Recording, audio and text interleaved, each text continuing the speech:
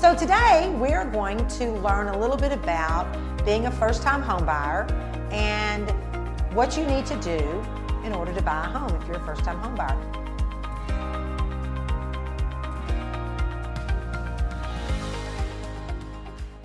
This is going to be one of many of our educational videos that Melissa and I are going to be creating for our viewers. We are teachers. That's right, we are teachers. 28 years. How many years for you? 21.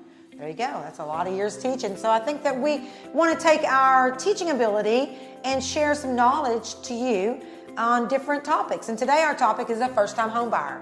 And if you're thinking about buying a home and it's your first one, you're probably a little nervous. You don't know where to begin. And the first thing we want to talk about is your credit score. That's right. It's very important, and I'm sure a lot of people are concerned about it, thinking you have to have that magic number. Oh, I know. In fact, I've had clients think they have to have like over a 700. Right. That's not true. We're here to tell you that you can actually buy a home with a credit score as low as like 590. Yeah, I have it every day. Clients every day who purchase homes with a credit score of 590. So we're going to talk about a couple tips about your credit score.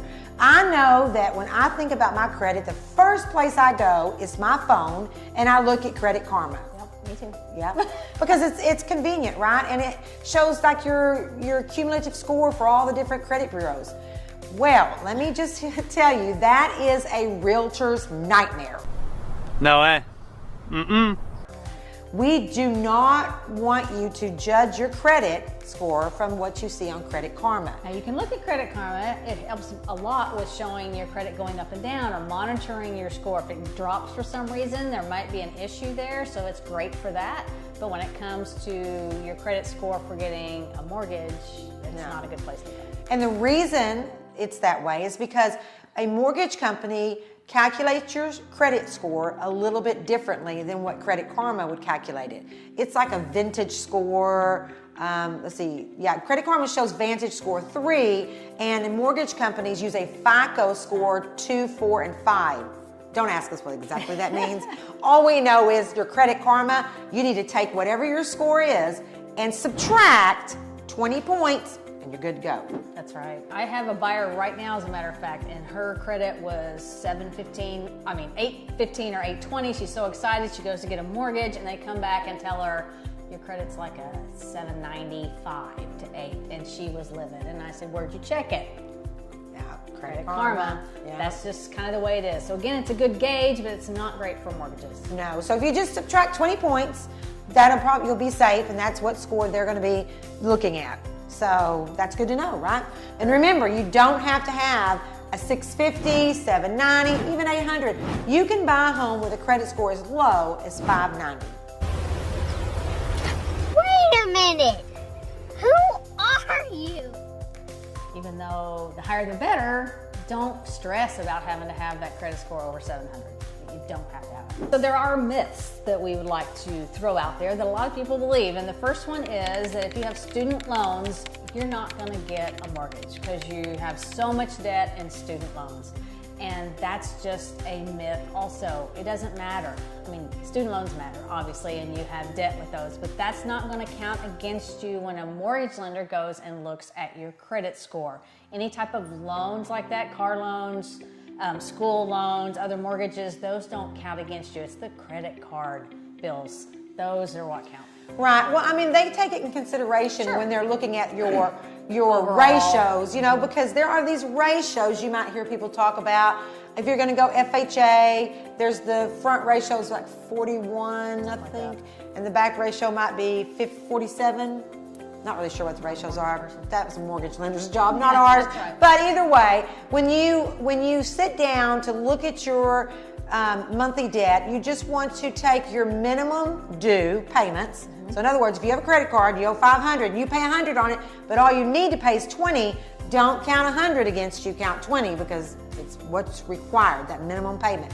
You need to add those up, and that's your total monthly debt, and that's revolving accounts. Right. And the thing is, just because you have student loans and you automatically think, I'm not going to get a mortgage, that's not true. We have to do the whole debt to ratio or debt to income thing, but don't automatically count yourself out. That's right. That's a big myth. Big myth. You can have a student loan and you can buy a house. Right.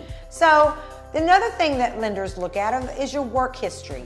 And you're going to hear people say, oh, if you haven't been on your job for 2 years, you can't qualify for a mortgage. Well, that's true and it's not true. It's really the line of work that you're in. So for example, okay, we've been educators, right? And if I'm working for Katy ISD, and maybe I've been at Katy ISD for about a year, and then I switch school districts and I go over to Houston ISD, which I would, don't know how to do that. Yeah, okay, so anyway, if I switched over to Houston ISD, and you would say, oh, well, you haven't been at your job but 3 months. Well, that might be true, but I've been in that line of work longer than that. So if you switch jobs and you stay in the same line of work, then you're good to go. You can have that job switch in between that 2-year period. Right. But if you are, say, a teacher and I left teaching to sell real estate, that wouldn't work. That wouldn't have a count. job, but it's a total different line of work. I would need to be in real estate for at least 2 years for them to count that. So myth number 2. What is myth number 2? It's the down payment, the dreaded down payment. We gotta have 25 or 20% saved to put down on a house.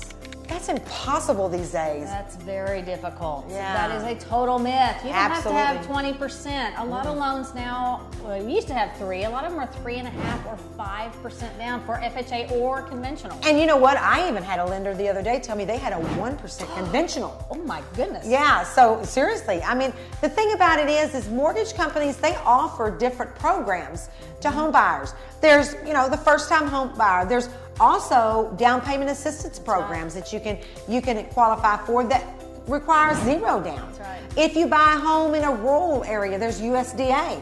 That's a 0 down payment, and you don't have to pay that back. That's right. So, and physicians, I know there's a 0 down payment for doctors right now. Wow. Also with some lenders. That's amazing. So you know what? That whole myth that you have to have 20% saved up, it's not true.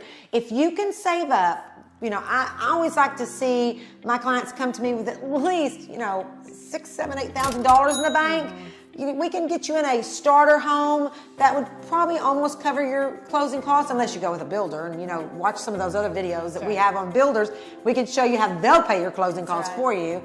Yeah, right. It's a good deal. Pretty good deal. All right. But anyway, so please don't think that you have to have $30,000 or $40,000 in the bank. That is just not the case. And if you have a family member who wants to help you out, since it's your first time to buy a home, you can even receive a gift. You can. And just all you have to have is a letter stating that was a gift. So there's so many things that we can help you with that you may not know about that can get you in a home right now.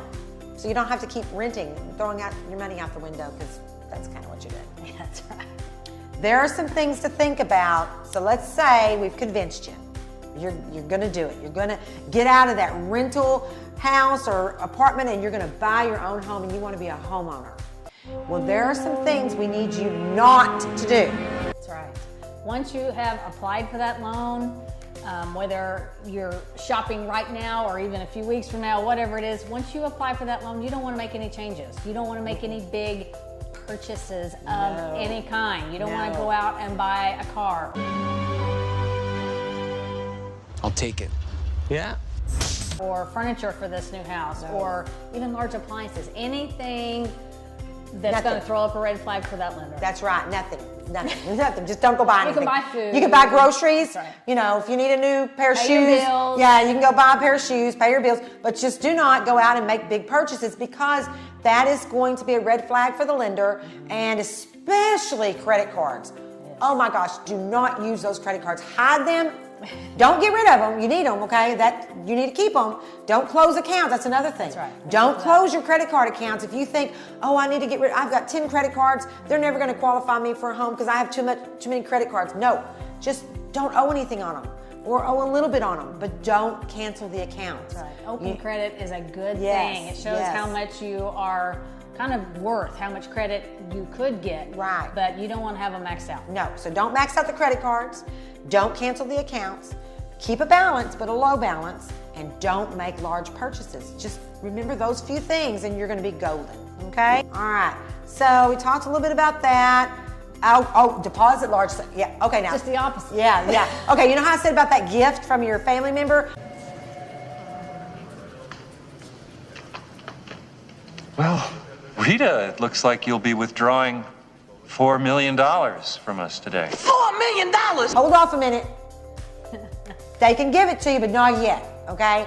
You got to make sure that you coordinate that and notify the mortgage company, and they know you're going to be making a large deposit into your, checking account. They're going to want to know where that money came from. So you need to just wait and get the advice and guidance from our lender on exactly when that gift would be deposited into your account. That's right. And when you come and just deposit a large sum of money, that's a risk to the lender loaning you money. So they just want to make sure they know what's kind of coming in and out and where it's coming from. So again, we can help you and walk you through that. Absolutely. I mean, I've got a client right now. She's an elderly lady and she's not very tech savvy. So I've literally gone over to her house, helped her, upload all those required documents, fill out the loan app. I mean, we'll come to you if we need to. We're here to help you because, there's a lot of, when you apply for your loan, it's going to be online because everything's digital. In fact, you can do it on your phone, really. It only takes a few minutes, but the thing that's kind of a pain, I'm not going to lie to you, is getting all the required documents together. They're going to want to see 2 months of your checking account statements. They're going to want to see 2 paycheck stubs. They're going to want to see 2 years of tax returns. All these things that they're going to want to see, you might want to start gathering up those documents now if you're getting ready to apply for that loan. And then there was one other thing, the 30-day rule for shopping for lenders. That's right. If you make an application with one lender and then all of a sudden we or you or somebody says, hey, this lender's offering this program, you can go apply with that lender. Also, you can apply to multiples. If your parents have one you want to do and we give you one or two you want to apply with, you can do that. It only fixes your credit one time. So you're not going to get all those dings on your credit. No, not at all. And what I always tell my clients is create yourself a folder on your desktop. Of course, your paycheck stubs are going to change. Your checking account statements are going to change. But if you do it within that 30 days, they really wouldn't change. So just put everything in that folder so that when you do apply, it's quick. After you do about 3 or 4 of them, you get really good at it, and you go really fast. You might think, oh my gosh, it's going to take forever. Really, it's the first one that takes forever because it's the first time. But it's only one ding on your credit. Won't hurt you. You're a consumer. You should have the right to shop around to get the best rate. But we're here to help you, and this is a lot of information. And that's why it's good for you to have a realtor that you can reach out to who can help you, guide you through this process, make sure that you're getting the best program at the best rate, and make this a easy process. That's right. That's what we're here for. Yeah, exactly. And once we get past this part, then it's the fun part of going shopping for the house. Yeah, that's it. What did you show? 8 houses today? I did. Wow, that's a lot of houses. It was a lot. Yeah. I think we have another myth. There is another myth. Renting. A lot of first-time home buyers have been renting for a while. There's nothing wrong with renting. We've all rented at some point in our lives. But the myth is that renting just makes more financial sense for you or for anyone. And that's really just not the case. You're building equity when you purchase a home. So you're paying a mortgage, whether it's yours or the landlord's, you're paying that mortgage. You're paying the HOA, you're paying the taxes, you're paying all that stuff. You're just paying it to him and then he's putting it to the mortgage company. So you're still paying it one way or the other, but you get nothing out of it. So when it comes time to move, all that money is just gone instead of equity in your And that makes me think of something. I've had a couple of clients tell me that they don't want to buy a house right now because everything they hear on TV and the media is that houses are going to drop in value. I'm going to tell you that I've been affiliated with real estate even before I became a teacher. I sold real estate back in the 80s, and I'm going to tell you, that's the only time I ever saw houses actually lose value was when we had the absolute, everything failed. What was that? The bottom fell out. Yeah, literally Wall Street collapsed. That was the only time. You're going to build equity in your house. Homes do not lose value. They are going to build equity. And even if you buy in a hot market, like I bought my home 2 years ago, prices on houses people were paying more than what they appraised for. And my home still grew in equity. A lot of equity, actually. If you owned a home the last couple of years, you have equity in a house. Now, granted, home prices may go up and down a little bit, but that's because of the market. Right. But the value of a home that you have a mortgage on is not gonna go down. No, especially if you're staying in it more than a couple of years. Yeah. You're definitely gonna. Yeah, and it's your first home you're buying. 5 years, you'll be ready to sell it. And in 5 years, you'll have some good equity. And then you can buy it. Try it. Yeah. Thanks so much for joining us today. This is our first of many educational videos that we are going to have on our channel, so we hope you come back. Give us a call, text us, fill out our survey. Melissa and I would love to help you get into your first home. So, I'm Mundy. And I'm Melissa. Until next time. Thank you so much for watching. If you enjoyed, we already said that about like and subscribe. Okay. We're so glad that you joined us today, and we hope that if you are a first-time home buyer, that you'll reach out and let us help you get in that first. I can't talk. So this was our first video of many education videos that we'll be presenting to you.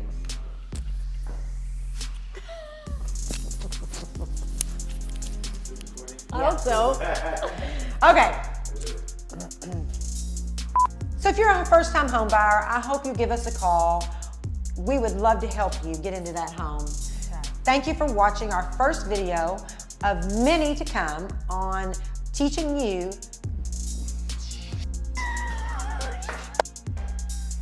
You can't put that in there when she cursed. I did it on purpose too. I did it on purpose too. Okay, this is our first of, okay, so. This video was produced by Visionary Masterminds.